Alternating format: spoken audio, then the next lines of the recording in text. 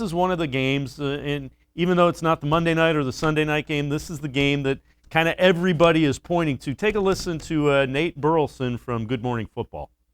How about the Browns-Chiefs? This is going to be a good one. When you look at the Browns, they were middle of the pack in defense, and their secondary, let's just call it what it is. They weren't exactly the best in the business, and they addressed that in the draft. They went and got cornerback Greg Newsome. So right out the gate, their first selection, they go out and get him. And then after that, they rebuild that defense. They add in Jadeveon Clowney to what Myles Garrett already is on that defensive line. That's scary because our last experience of watching Patrick Mahomes was what? He was running for his life.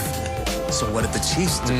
They also addressed their needs. They went out there and they traded for Orlando Brown, Joe Thuney, and Austin Blythe, and then they drafted Creed Humphrey. So the Chiefs not only were listening to everybody, but I believe they were probably listening to their quarterback and saying, listen, I got to get a procedure done this offseason. Still tired from the Super Bowl. I do not want to face another team that will have me running for my life. And I said after the Super Bowl, could this be the blueprint to beating the Kansas City Chiefs? Kansas City Chiefs said, no, this will never be the blueprint again because we are going to address that. I do feel like this is going to be a big matchup. And this isn't the old Brown versus the new Chiefs. This is the revamped Browns, the more confident Baker Mayfield up against the golden child in his Kansas City Chiefs. This is going to be a good one. Yeah, that'll give you an idea of just a national snapshot of what do they think this Week 1 matchup.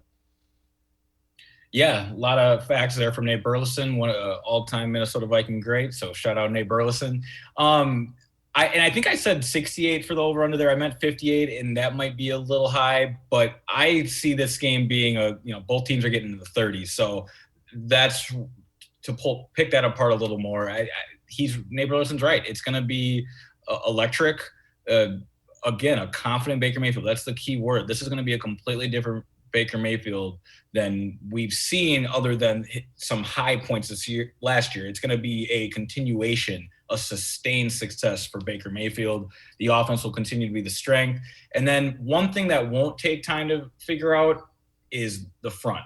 Jadeveon Clowney, assuming he gets through training camp healthy, is going to be his most healthy in Week 1, right? So he'll be screaming off the edge. Myles Garrett, there's going to be no reason for him to have any setbacks. He'll be screaming off the edge. That front will be ready. A Malik Jackson, a guy who maybe later in the season could get banged up as a veteran, he'll be healthy. That front's going to be ready for the Chiefs' restructured offensive line.